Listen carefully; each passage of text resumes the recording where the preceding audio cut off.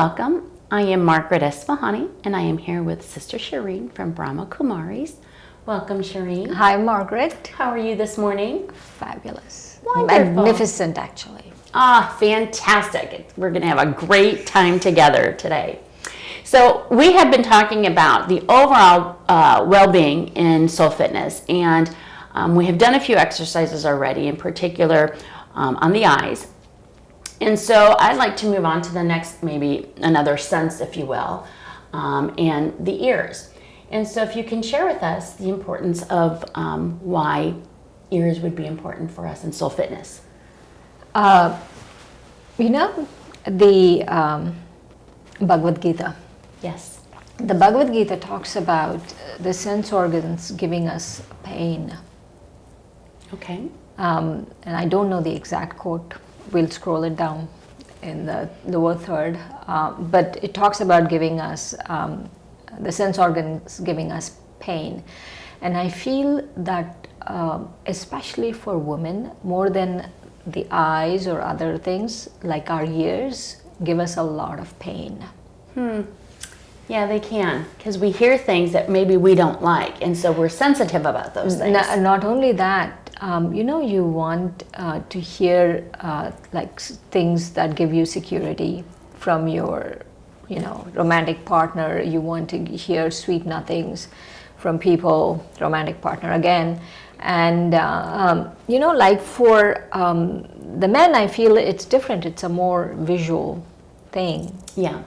And for women, it's really, you want to hear things. Right, we need, sometimes we feel we want the validation through words. Yes. And the same person and your same years the same person might say harsh things a few years down the line, and then you'll feel bad. Right. And so there's the physical act of hearing that we do. Yes. Which is interesting in itself, but that itself doesn't trip us. Just the act of hearing doesn't trip us. What is it that we want to hear? Right. The security and the support we take from things that we want to hear. Correct. That trips us. So then how do I hone in on listening to or hearing the things that truly matter? Yes, like eternal things, like correct things of truth. And recently you were saying that, you like to sit in your backyard and listen to the birds, and then you hear truth. And I feel that not many of us can go into nature. It's not sustainable always. Correct. We can go sometimes, but it's not sustainable always to go to nature and listen. Right. And so we have to bring this practice into a sustainable level where I can do it anytime. Right. So if I'm working in my cube, or if I'm, in the office, or like driving, or in the subway, or I'm cooking dinner, or your children are yelling at you. Yeah. Yes. And so all of those things I have to be able to hear right.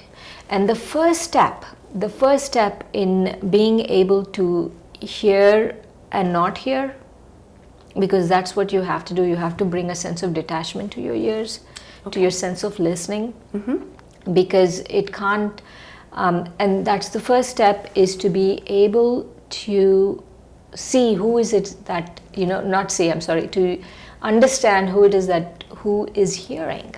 The soul is hearing.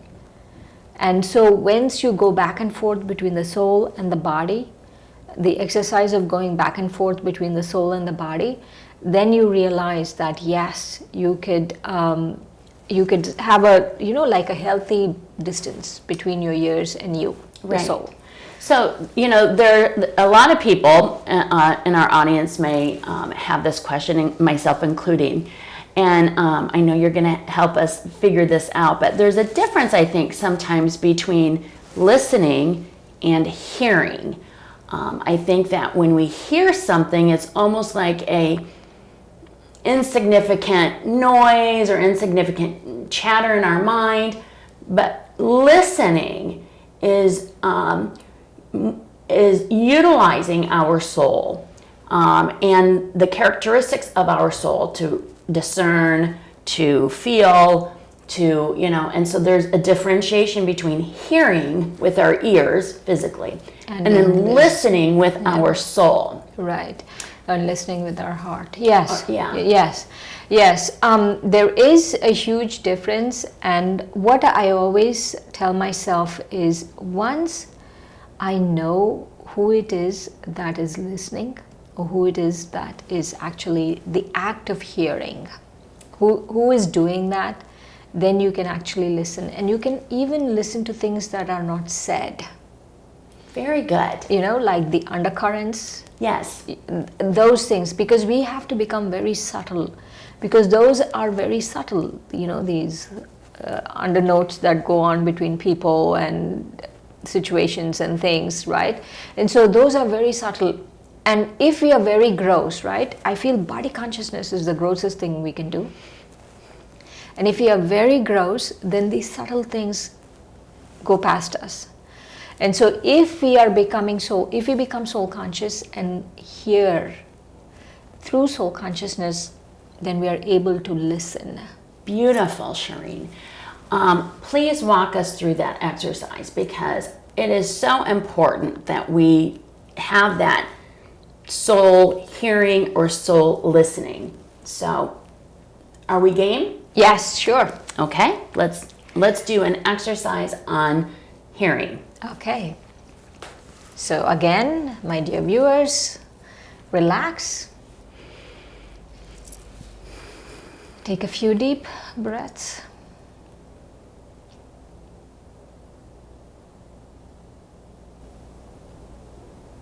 And listen to the ambient noises. Pick one ambient noise. The hum of the air conditioning, or the chirping of the birds, or traffic noise, or something. Pick an ambient noise and intentionally listen to it.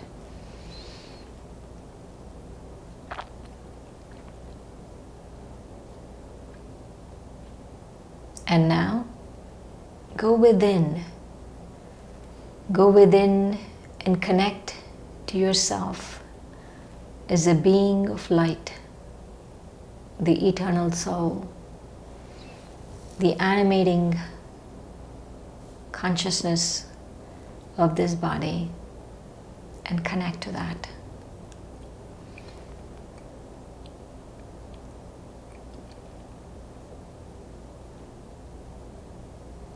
And now,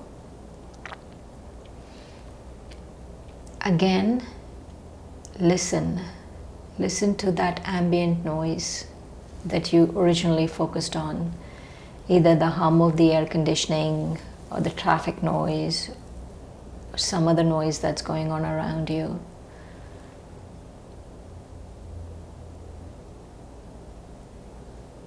And again, go within and connect to yourself as an eternal soul. And this time, become aware that the soul is listening through this body, through these years. The soul is the one that is listening.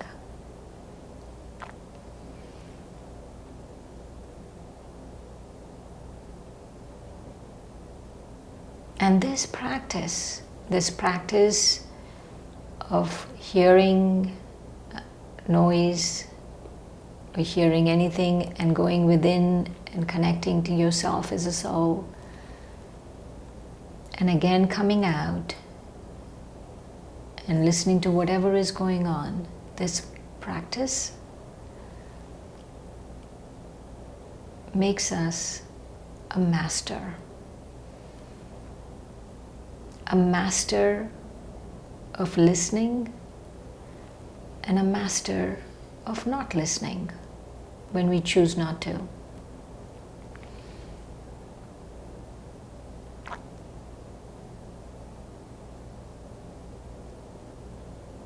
But to become a master, I have to realize that I, the soul, am listening through these years.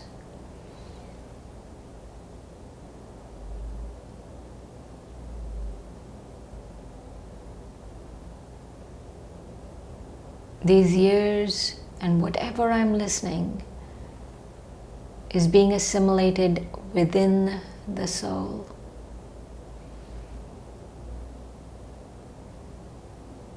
These ears are helping the soul navigate the world of sound.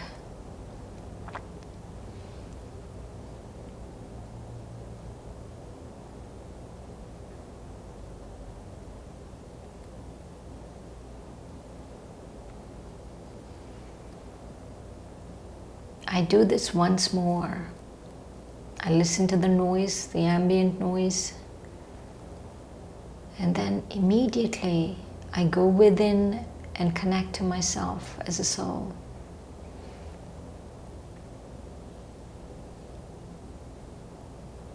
And this exercise is giving me mastery over what I can and should and would like to hear.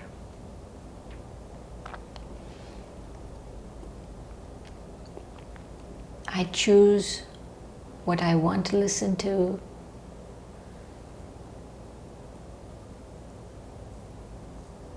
and ignore things that are not good for me, that are not good for the soul.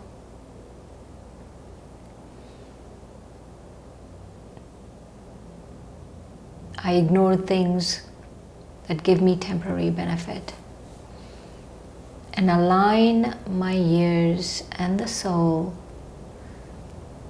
to things that give me eternal value.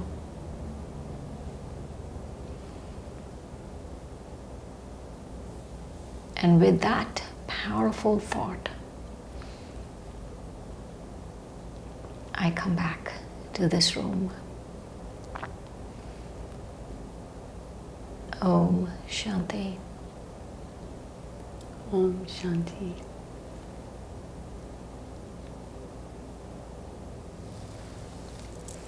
Thank you, Shireen, for sharing that exercise with us.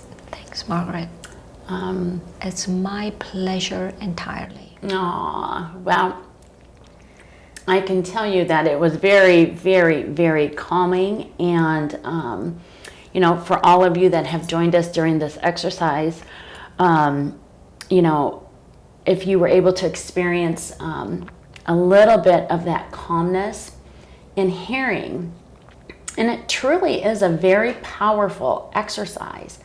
And one thing that you said, Shireen, that I think is really critical, and I think is a great tool for all of us that are listening to you, is you asked us to focus on one particular ambience noise.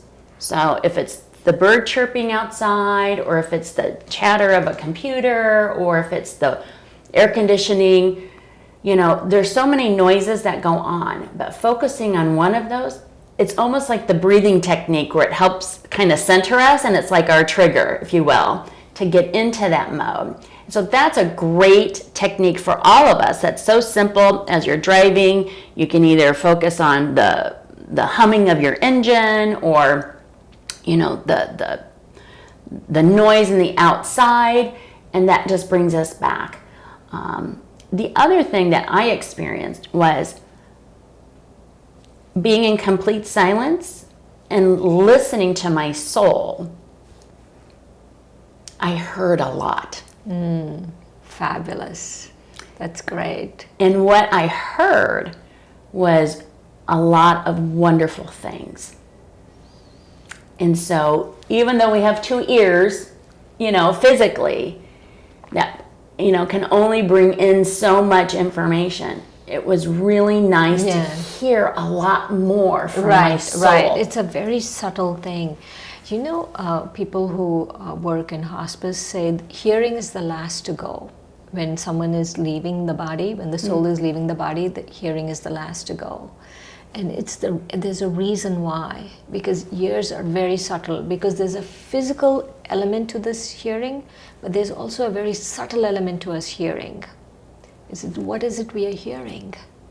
What is it we are listening to? Well, thank you, Shireen, very much. It was an excellent exercise. I hope you all enjoyed it, as did I. Thank you, Shireen. Thanks, Margaret.